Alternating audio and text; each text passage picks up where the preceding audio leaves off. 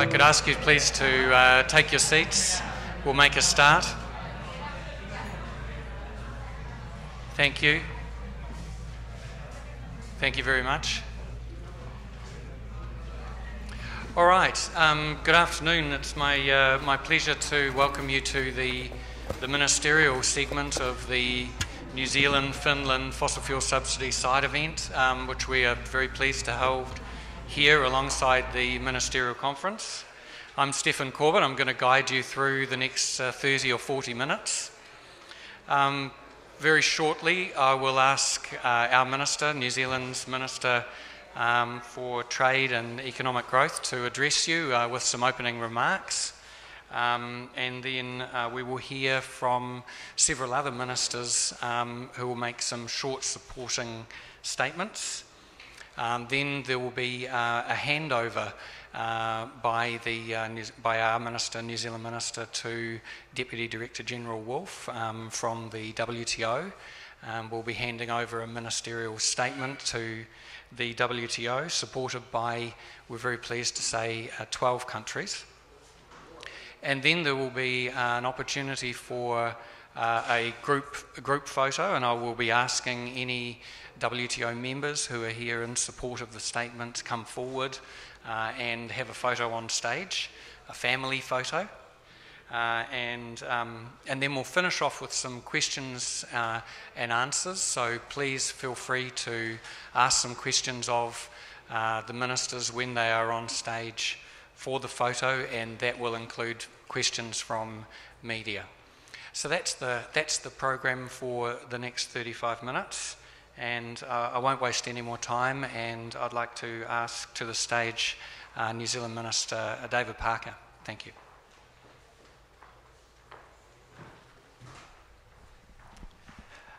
Thank you for that introduction. Could I thank my colleagues from Finland for co-sponsoring this event? Can I acknowledge a close neighbour of New Zealand's from Samoa? It's good to see you here. And can I extend a welcome to other ministers and welcome guests? I'm a former Minister of Energy and Climate Change in New Zealand a decade ago, and I came to the conclusion back then that the world wasn't going to be able to overcome our climate change problems unless we aligned the interests of those who produce emissions and consume goods that produce emissions, or the production of which makes emissions. We've got to align the commercial interests with the environmental outcome that we want. And we've been pretty successful at doing that in New Zealand. We're not perfect, but we've got renewables going up, especially in electricity, and we're driving non-renewables out of the system. And we've virtually got no subsidies on fossil fuels now, and indeed we charge the people that are producing the pollutant, the climate-changing emissions. And I had an integral role in an emissions pricing system across the whole of the country. And so in subsequent years we've given thought to what it is that we can do to help the world overcome our climate change problems, and some of the related problems like the particulate pollution that so pollutes the atmosphere in some of the larger cities, and all the smog and the respiratory problems that causes. And we came to the view that one of the best things we could do is to try and get together with like-minded countries to at least phase out the subsidies of fossil fuels. There would be no cheaper thing that the world could do to reduce climate-changing emissions than phasing out those subsidies. And we all know, I think, that that the scale of these subsidies is just enormous, 400 to 600 billion US dollars per annum spent on subsidising fossil fuels. It's equivalent to 20% of the value of those traded fossil fuels internationally. Absolutely enormous, an enormous amount of money. Of course, that huge amount of money must be distorting the markets. It must be distorting the choice between fossil fuel use and cleaner alternatives. There's much, much more money spent on subsidising fossil fuels than goes into trying to bring forward new technologies. In fact, new technologies would come forward faster if we dumped the subsidies on renewables, if at the same time we dumped the subsidies on fossil fuels. It's that significant. The disadvantage to the investment in these clean technologies and renewables is so obvious for all to see. Obviously, if you subsidise a good, you get more use of it. So you've got wasteful consumption because there's less of an incentive to use it efficiently if it's cheaper. So just the removal of the subsidy would improve the efficiency of the use of the fossil fuels that we're going to have still being used for some time. The pollution effects on human health I've already mentioned. The other thing that as a politician it concerns me, we're all always short of money, and the extra money that is spent on subsidising fossil fuels can't be spent on health or education services if the money's coming out of the government's pocket. I know people say that in some countries these are very difficult, these subsidies are difficult to end because they are going to assist low-income people, but actually, by and large, that's not true. Most fossil fuel subsidies end up in the pockets of wealthy people, not poor people. At the very least, if you are going to have subsidies of fossil fuels, redesign your subsidies or the subsidies so that they benefit low-income people rather than those most wealthy in society. So, the magnitude of the problem is pretty clear. One of the reasons why we've been pushing this from a trade point of view is it seems to us that trade and trade agreements are a pivotal way in which we can address these subsidies, because subsidies are trade issues. And if this $425 billion that was spent on fuel subsidies, it's at a scale that is damaging the trading system which the WTO is meant to improve. So we would hope that in years to come, through initiatives such as this, we can get the issue of fuel subsidies on the WTO agenda so that the WTO starts to create rules in the international rule system that push against these subsidies. For those who are in favour of trade as being something that makes the world a more prosperous and fairer place, I'm also interested in helping secure the benefit of trading arrangements, securing the reputation of trade and the reputation of the WTO. And one of the ways that we can push against some of the criticisms that are made of trade in the WTO is show the world that the WTO can be used for good things that bring about better environmental outcomes for the benefit of the people who live on this planet. So we think that the WTO mechanisms can secure binding commitments from its membership. We've got existing frameworks that can manage the special and differential treatment for countries that are in a different position, which need to secure access to affordable energy for vulnerable populations. We're not saying that there should be no fuel subsidies initially.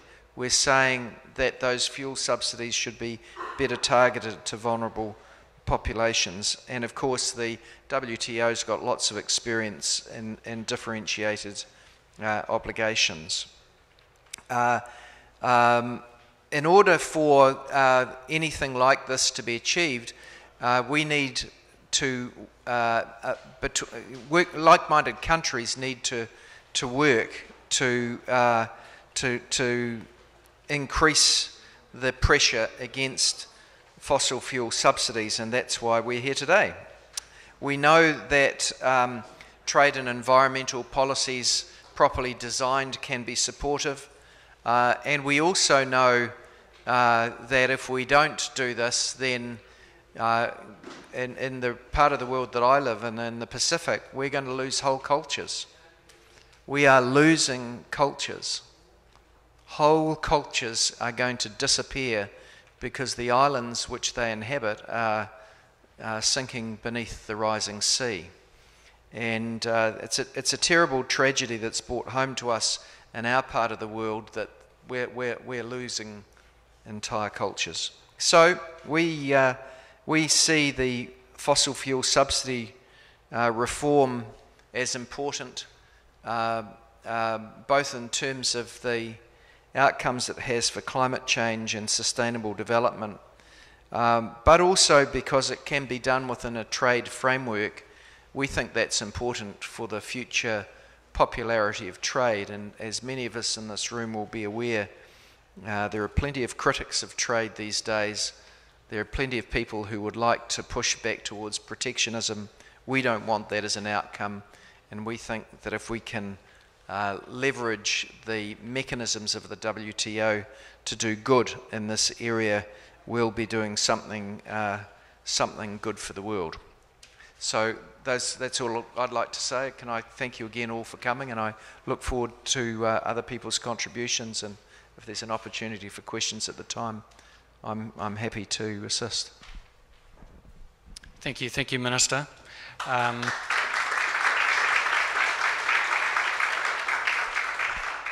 Minister Parker is in a unique position to be able to comment on this issue, being a former Minister for Climate Change and our current Minister for Trade and Export Growth, but also I failed to mention is presently our Minister for the Environment. Now, we have a number of other ministers here who would like to speak. We're running a little short on time, so if we could please limit your interventions to just a couple of minutes, the main points, that would be much appreciated.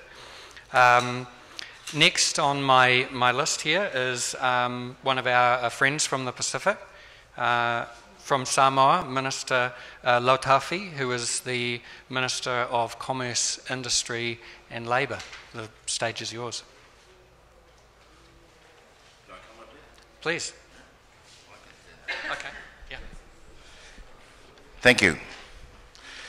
Thank you for this opportunity to say a few words on this very, very important topic. I will have you know that I'm not a Minister of Energy, but I am a self-proclaimed environmentalist.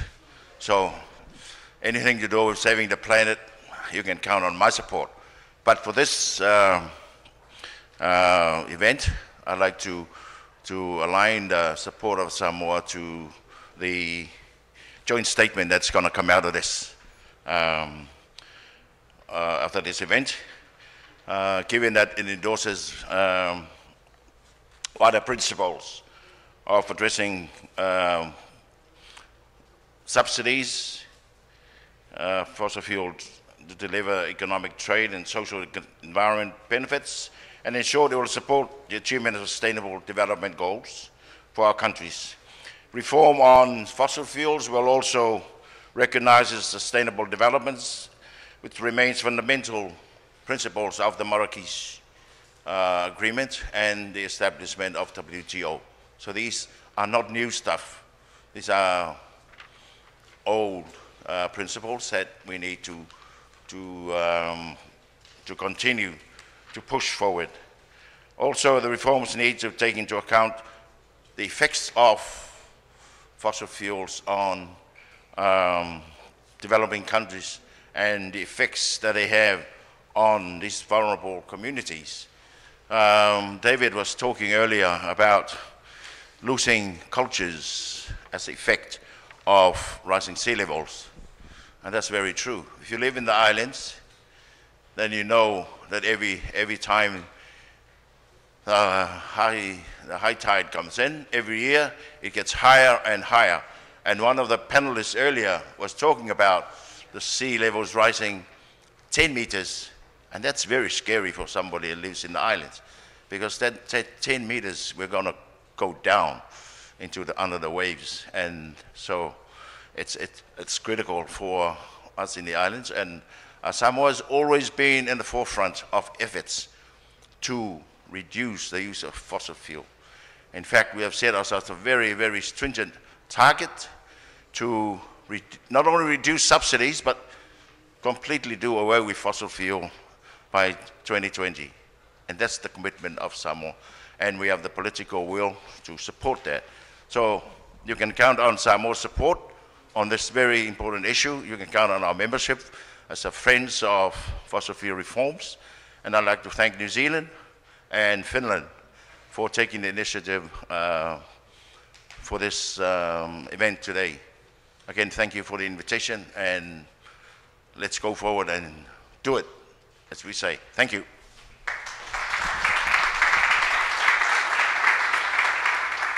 Thank you, Minister Latafi. Now, next, we're honoured to have Minister John Deng, who is from Chinese Taipei and is, I believe, the Chief Trade Representative. Thank you, Minister. Thank you very much. First of all, I also want to thank New Zealand and Finland for put us together today. And I want to be here to express our support on this effort. We know that the subsidy on the fossil energy will have the effect to discourage the use of renewable energy. Back in home, in Chinese Taipei, probably for some of you from non-government organization, geographically, we are Taiwan. We have a very ambitious plan to increase the use of renewable energy. The current percentage of our renewable energy is about somewhere between 3 to 4%. The goal is in 2025, the percentage for the renewable energy will be increased to 20 to 25%. So we are going to invest a very significant amount of money on the offshore wind power and solar power. I think with the, we believe that with the improvement of the technology, we can do it. We believe this WTO is an appropriate forum to address this fossil energy subsidy issue. And we are very happy we can be part of this effort. So thank you very much again for you to organize this event. Thank you. Thank you, Minister.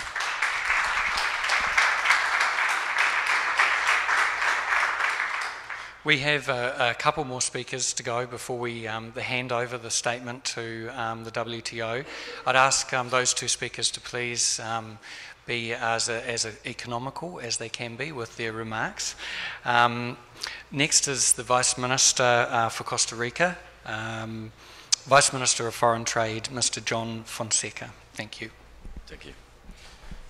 Well, first of all, thank you very much to New Zealand and to Finland for organizing this event, and to the Global Subsidies Initiative.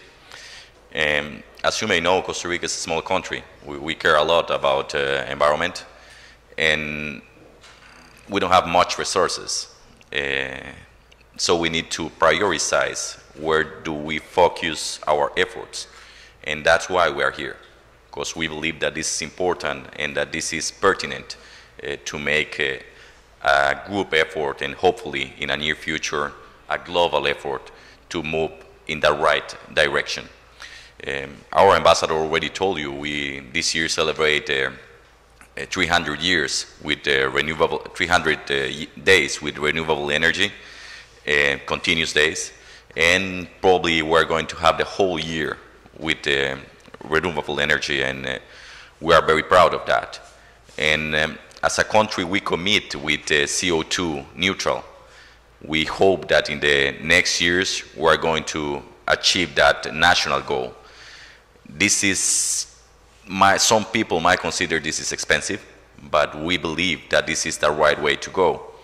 And we think that in the near future it is going to start to give us some return.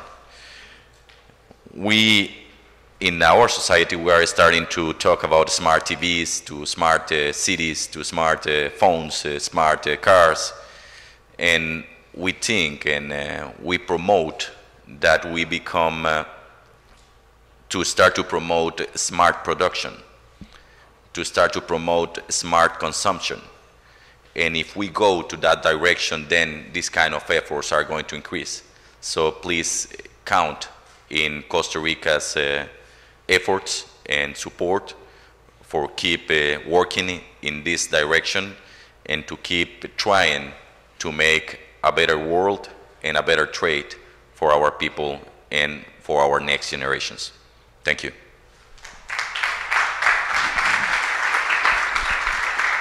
Thank you, Vice Minister. I'd now like to ask Switzerland's WTO representative, Ambassador Markus Schlagenhoff, to the stage, please. Thank you. Thank you very much, everyone. Ministers, dear colleagues, it's a pleasure to be here to say a few words, and I promise to be very brief. I also have to send my best regards from my minister, who is right now busy in a parallel ministerial track, and then you understand that he cannot be cut in half. This would not serve our interests. I think many things have been said, and I don't think I have to advertise the initiative to a large extent. We all agree fossil fuel subsidies, they are harmful to the environment, they threaten our global effort to mitigate climate change, and more importantly, they do distort trade. We heard many explanations on why fossil fuel subsidies are trade relevant and trade distortive. But even more importantly, they are artificially lowering prices, and by lowering prices, they are in competition with renewable energies. And I think this discouragement of the best way forward and the right track forward, we should do our best efforts to do something against it. Esteemed colleague, we need to stop thinking in silos and start discussions on this important matter in all relevant forums. Fossil fuel subsidies should be addressed in WTO. This is the only real multilateral system where it belongs to.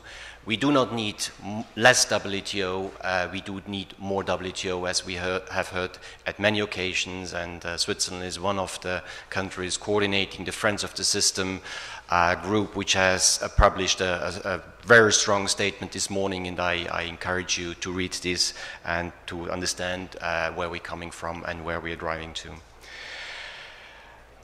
The supporters of this initiative do not prejudge any discussion in the WTO, and I think this is very clear to everyone, and people should be aware of it. We are aiming to include fossil fuel subsidies in the reform of the WTO work agenda, and I think we have no choice other than doing so.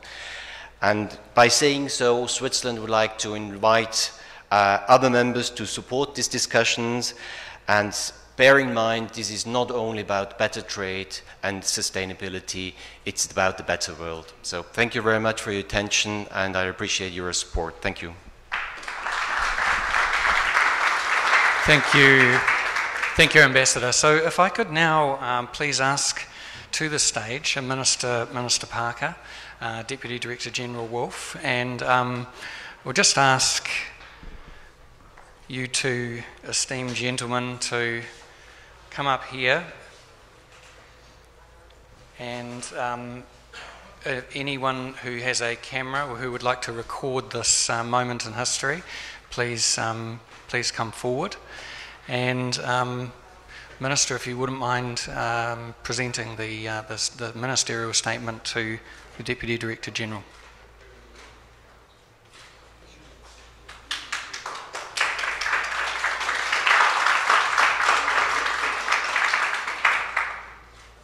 Thank you. I know you're running a little bit behind schedule, and I will be very brief. Mr. Parker and I and others here are doing multiple duties all at the same time in the same period of time. The WTO has to become relevant, has to remain relevant to the issues that are on everyone's mind, the challenges of the future. And we very much welcome the interest of New Zealand and Finland and the Global Subsidies Initiative and the Friends of Fossil Fuel Subsidy Reform. The linkages between trade and the environment have been recognized in the WTO for some time, but we have to become more engaged. And it's refreshing to be among a group of like-minded. We don't spend our day with everyone in agreement on everything, and you will find that that's not going to be the case, but we have to make a start. And the Marrakesh decision on trade and the environment in 1994 recognized the linkages between sustainable development and trade. A Committee on Trade and Development was formed. The item 6 of that declaration says the environmental benefits of removing trade restrictions and distortions have to be focused on, and environmentally harmful subsidies are certainly a subject that the WTO has taken up and has to focus on increasingly in the future. So we understand the intention is to deepen the examination within the WTO of the issues that you've raised in this declaration, and that the objective is to move the discussions hopefully forward in a meaningful direction. Today, there is a major environmental issue with respect to fisheries subsidies on the agenda. Across the way at the convention at the Hilton Hotel, where the ministerial is taking place, and we hope that that moves forward to a successful resolution. I accept this declaration on your behalf. We'll give it to the chair of the Committee on Trade and Environment and ensure that the ministerial conference, MC11, in order to ensure transparency of your initiative, is circulated to all members. So thank you very much for your efforts. They're very welcome. Thank you. All right. Would other WTO delegates, ministers, vice ministers, ambassadors like to take the stage for a photo? Please come forward and join us on stage. Thank you.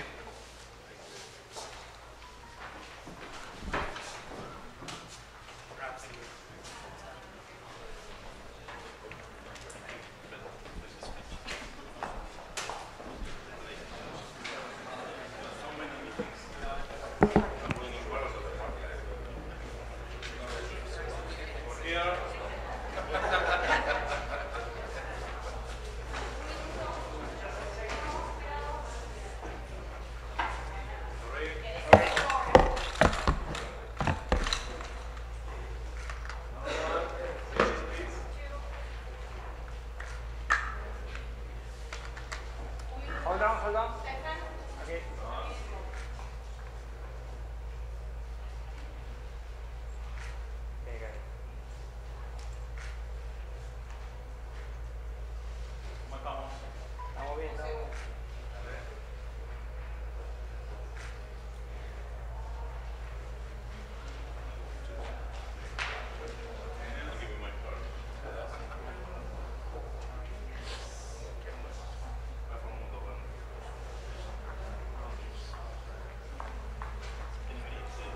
bien, estamos bien.